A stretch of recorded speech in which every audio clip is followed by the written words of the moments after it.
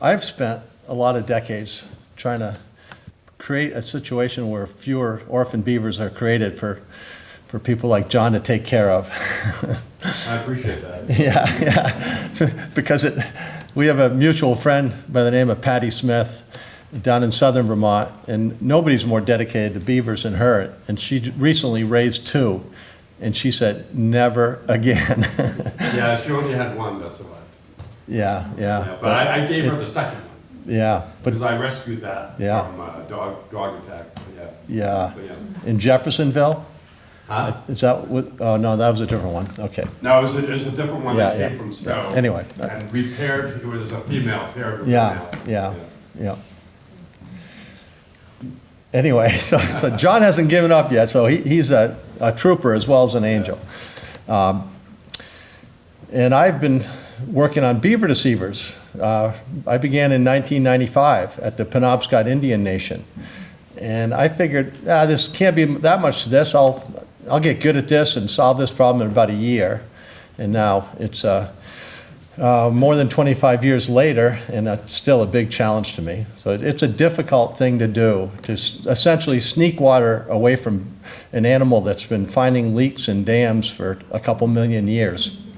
But it can be done, and so the technology exists, and I will go into that a little bit with you, but we're really at a point, and I'm willing to share everything I know with every town and every body. So we're really at a point where we can stop killing all the beavers, which is essentially what's going on now. As you may have learned from John's presentation, regardless of the time of year. I mean, we can't be a society that kills adult animals in the spring and summer and starves baby animals to death, but we're doing it. So anyway, we're going to get beyond that. But I must say, in addition to John's efforts, what gives me just as much hope is the fact that all you guys turned out to learn a little bit more about beavers on such a beautiful day. So thank you very much for coming. My presentation and my efforts are mostly about beaver. No, not beavers, wetlands.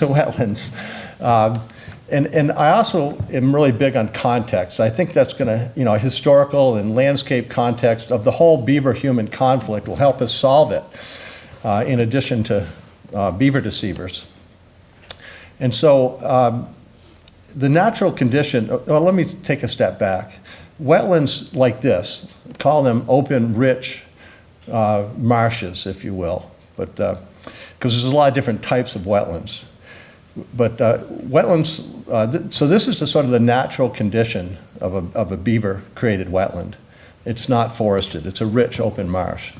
But these types of wetlands have always been extremely rare.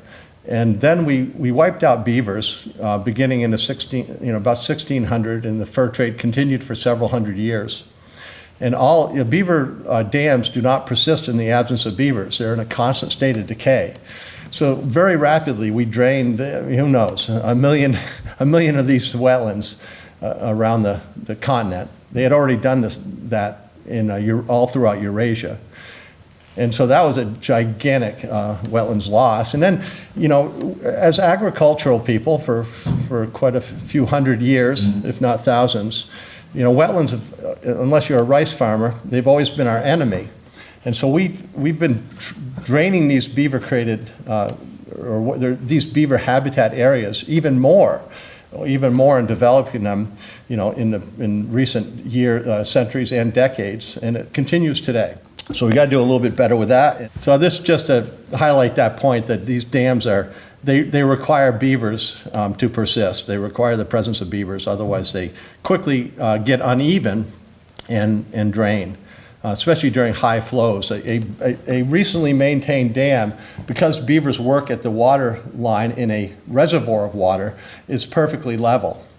And so if you had a big flood during those times, it'll sheet evenly over the whole thing, and it's less likely to be lost.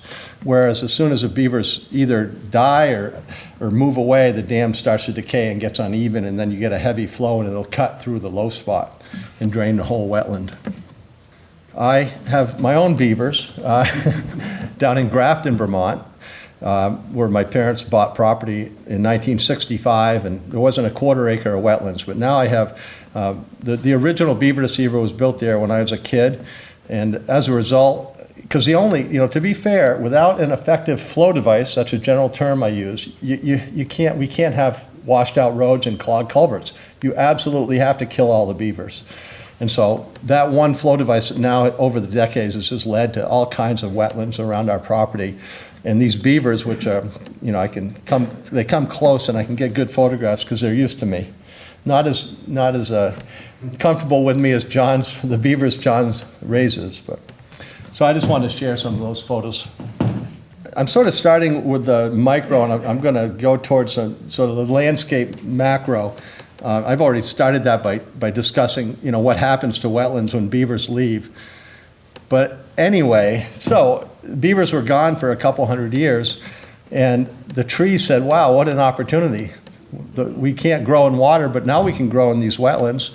And the soil, incredibly rich soil, because beaver created wetlands are, the greatest sediment sinks in nature. So if they're constantly capturing and sequestering fine sediments. So there may be meters of rich soil. So they all became forested. They all winked out for a few hundred years. And you'll begin to see some of that evidence in my beaver pond. But anyway, almost any beaver flowage you go to, these days, you'll see standing dead timber. And some people say, oh God, the beavers are, they're destroying the timber. But the fact is there's no net loss because the fur trade was a historical anomaly and trees never would have grown in these habitats otherwise. So beavers dam in the exact same places today as they dam for, between the retreat of the glaciers and the arrival of Europeans about 400 years ago. Low gradient areas and small streams. That's beaver damming habitat. It's all predicated or determined by physics. They're essentially low energy sites and where the beavers don't have to build a giant tall dam like they would on a slope to create a very small habitat. That's bad economics. And there are also sites where the streams are small enough that they don't routinely get blown out. The dams don't get blown out during high flow events, which is also very uneconomical to have to replace your dam all the time, and it makes you much more vulnerable to predators. Now we're starting to see some of this wonderful gray stuff called dead trees that is just a fascinating aspect of modern beaver flowages.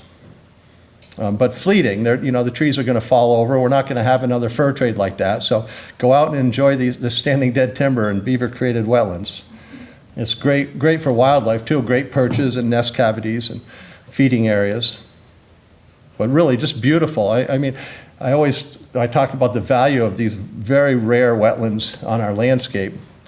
Maybe only 1% of the landscape in Vermont. It'll be a higher percentage in flatter areas, but so very small. So the conflict is very, very limited. Therefore, we can solve it. We can solve it all if we want to. There's a wonderful painting up there that's just great. And it captures the same themes of the great reflections and how beavers, as they swim around, seem to be able to bend light.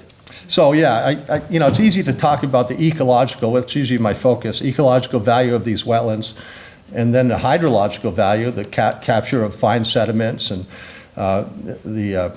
feeding aquifers and acting as sponges during big flood events. A lot of good things that we want to have on our landscape in Vermont and everywhere, really.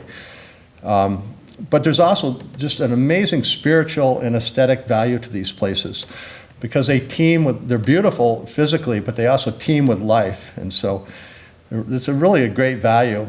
And I think there's no better place for a nice beaver flowage than beside a road where people can then go and watch all that life and enjoy it. Maybe not real busy roads, but God only knows we have a lot of quiet roads in Vermont where it would work just fine. So Dorothy Wood sort of summed it up in this wonderful little book.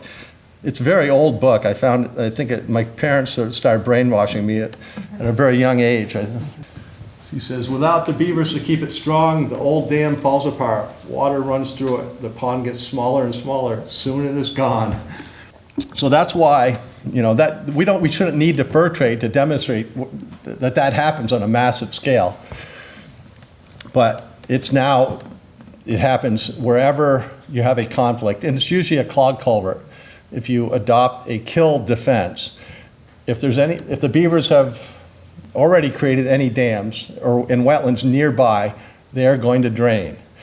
If the beavers are in the process, as they often are, of reestablishing that ancient landscape, these ancient habitats, the most natural and richest part of our landscape, then that process is not going to be carried out, and you're not going to get any new wetlands. And this gives you some idea of what happened. I studied in college at UMaine, I studied a watershed using old aerial photographs. And the first photographs were from 1939. And I knew, those low-grade areas and small streams, I knew where all the beaver habitats were. So I'd go and I'd take a look, and all forested. The beavers hadn't returned by 1939, nothing at all. So this is, at some point, before the next set of photographs in 1957, the beavers had redammed this ancient habitat and started to drown the trees. Another thing that happened during that process is that, just think, for thousands of years, all this wetland vegetation had developed in these wetlands that needed sun and water. And so that was all lost. I mean, tons of species of plants probably were just eliminated by the trees. And so what that means is today's beaver flowages are not as rich as they were. And hopefully with the presence of beavers, the long-term presence of beavers, some of those wetland plants will start to come back and they'll get even richer. And that's what they frequently look like. I always encourage people to check out beaver flowages on Google Earth. It's a great way to fly around. They're very distinctive. There's tiny little spots. I got some pictures, but it's fun too. We're sort of towards the end of the process whereby beavers are reclaiming all of their ancient habitats. But every now and then a new one will blossom, and it's just a pure gray spot. And those are really fun to go and visit in the wintertime when things are froze. And a site like this, the beavers, this is an early site that they had reclaimed, maybe in 1950. So you can really date it because all the trees, or most of the trees have fallen over and it's just stumps. In another 20 or 30 years, you won't even see stumps and it'll be back to that marsh type look. And so, as I said, it's a tiny percentage of the landscape. This is it. This is a big beaver flowage in southern Vermont in the Green Mountain National Forest looking towards Mount Ascutney. So yeah, you'll never see any flowages anywhere else there because of just even gentle, fairly gentle slopes. It's just not economical. And yeah, this is my home. I got to use my beaver stick. This is where I live. Why I'm a beaver nut, right there. Right there. And so all those water bodies have developed because of that one, the original Beaver Deceiver. And it's also cool, using Google Earth, you can tell whether beavers are there or not, because if they're there, they're black, right? Because there's a water body. But as soon as the beavers are gone, they look like this. They're yellow because this is a place where the landowner kills all the beavers, so you don't have a marsh. And it also shows how rare the beaver habitats are. They've occupied everything they can here. It's just a few tiny ones here where the landowner does not kill them. But that's it. That's it pretty much for the whole area. So maybe 1/2 of 1% of that area, not watershed. But yeah, this is Mount Snow in southern Vermont and Somerset Reservoir, and just a lot of development. And then an occupied beaver site, occupied and unoccupied. So to put it in perspective, beavers are just on a tiny percentage of the landscape, and of course, humans pretty much dominate everything else. This is Saxton's River, Vermont. These are very rural places, of course, and just a very big human dominance, and just a few little beaver activity up there. And that's it. Oh boy, this is a site I worked in Maine. Look at that. logging operation. So all you have is that site and that site, both culvert sites where they were killing the beavers, but now we have Beaver Deceivers there, so. And then another low grading area on a small stream in southern Vermont that's just mowed. That's ancient beaver habitat, but it'll never be developed as a wetland as long as there's no food for beavers and no tolerance for them. So that's really not the kind of ecosystem you want to have if you can prevent it. There's a lot of sort of pastures on slopes in Vermont, and we don't have to mow every acre of wetland. Here's another. You can just see how low gradient that is because of the serpentine nature of the stream. And there it is being mowed. So on to flow devices and non-flow devices, because there's a lot of the latter, and that's been a real problem. It still is. It's very difficult to build an effective flow device, as I said, and they're very sophisticated, and most people who try don't appreciate that. And so lesser flow devices will all fail, and then the beavers will all be killed, and then the public will say, well, those things never work. It's just a constant refrain. Those things never work. So it actually sets the whole program back of developing webs, if you will. Grates will never do anything. All they are is a sign that the town usually is adopting a kill strategy. They're just there to keep the beavers out of the culvert long enough to kill them. So grates are just a waste of money. That's an aluminum grate. It costs over $3,000 for a town in New Hampshire, and it won't do anything. Won't do anything. And then just kind of a lot of ramshackle flow devices like this that are just a mess. Let's see. I call them filters on the end of the pipe. That's tiny, very fine mesh. The beavers will detect that leak. They'll start by damming around this clutter, and then as the water flows through the pipe, they'll just bury that. It has no chance. And then there's no animals. This is an important thing to consider. No animals can pass through there. And this is a very busy highway, so all the beavers and large snapping turtles, even small ones, will have to hike through the traffic to use that stream. So not good. Another example here. One thing that's a real threat to flow devices is the acidic water. So if you use fine, uncoated wire, it's just going to dissolve very quickly. That's what's happened there and there. And then my first flow device invention in 1995 at the Penobscot Nation in Maine was a trapezoidal fence. And so I just, I gave a lot of talks, wrote a lot of papers, was explaining it, but our trapezoids were always much, much bigger than this. And there's nothing magical about the trapezoid. I think it's been antiquated for about 20 years, but people are still doing it. That's the trouble with getting the word out, getting the word out too much, because then it says, oh yeah, just trapezoid, it's magical. But no, something like this will never has any chance of working. What I'm getting into now is a little history of the development of the flow device. So that's my house, my property again now. That's the original Beaver Deceiver right there. And so it's a remarkable place, all because of the beavers have done 99% of the work. And it's also the best wildlife place to observe wildlife in the town. People are constantly stopping there. And so then the next thing I invented was this, which is we call the round fence. Just a filter on the end of the pipe.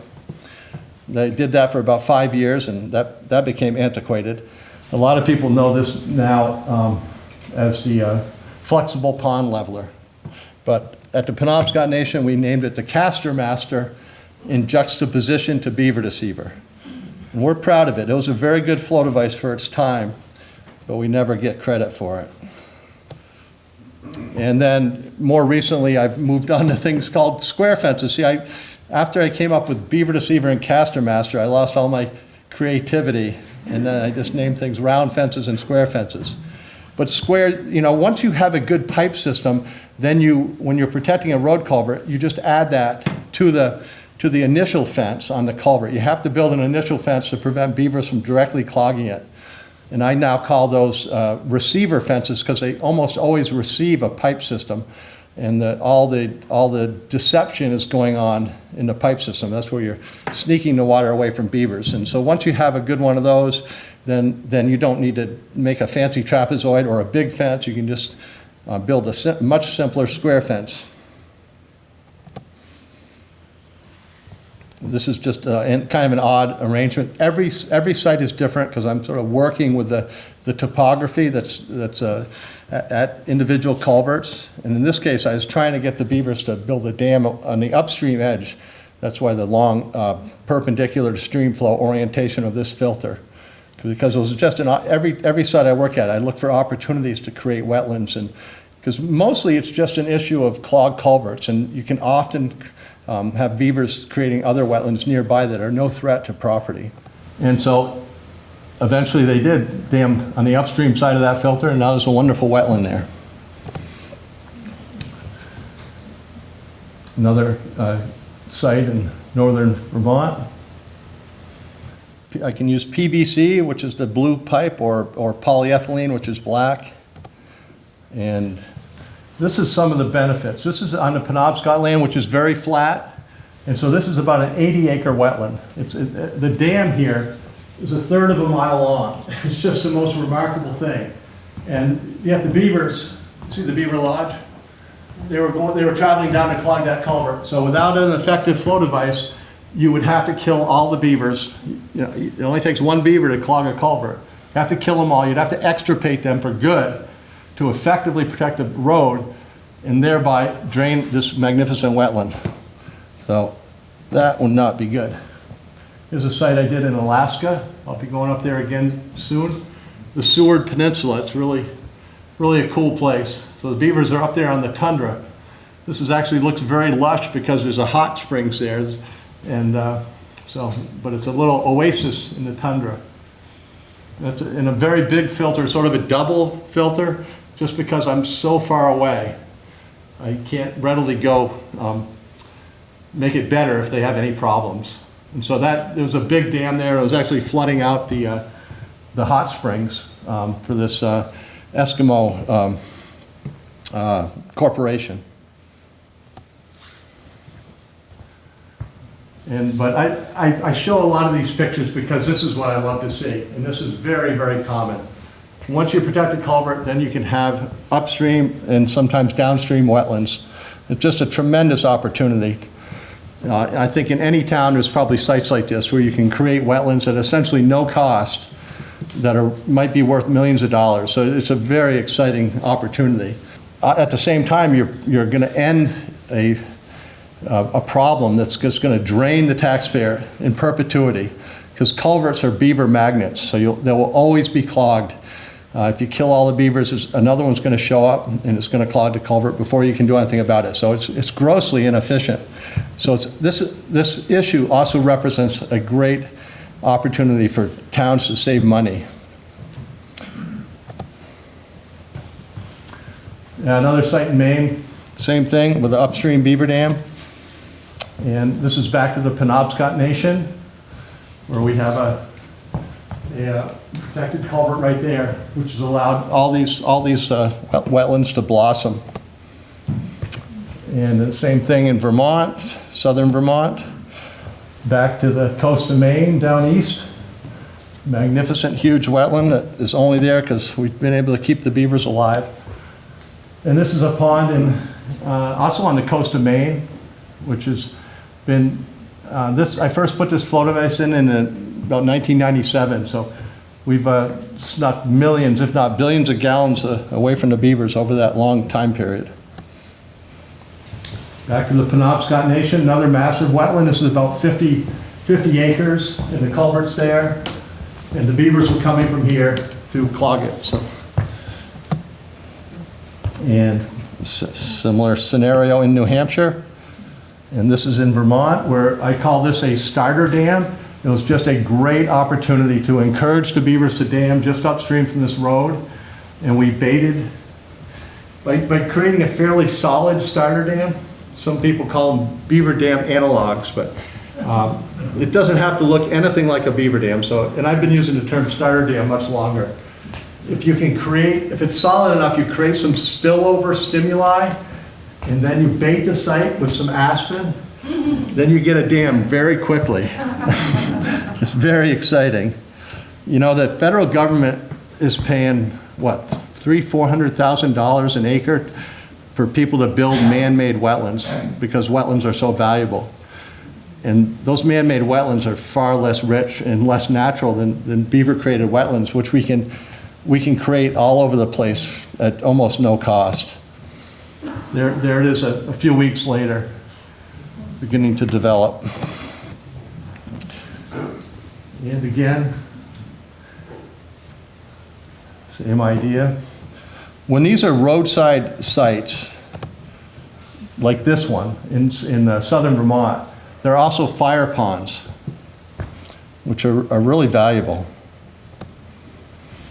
This is down in Marlboro where Patty Smith lives. I actually built this deck on this so a firefighter could go down there and climb up and stick the hose in the pond.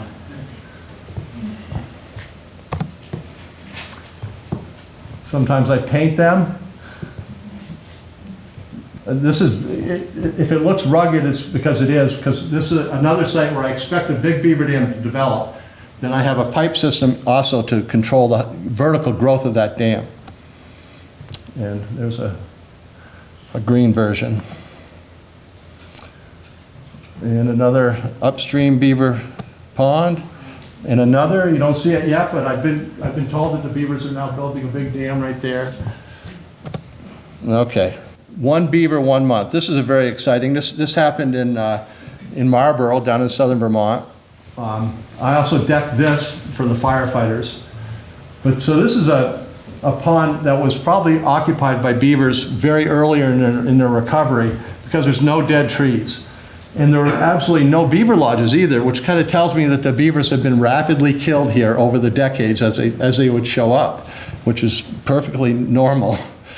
And so then a beaver came along and was there 1 month and built this little lodge, and then it left.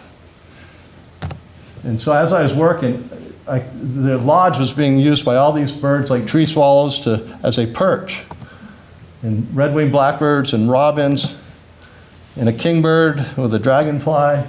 And then I came back the next spring and a goose is nesting on it. So just a 1 beaver, 1 month, just the lodge itself is just an amazingly valuable structure ecologically, a valuable microhabitat.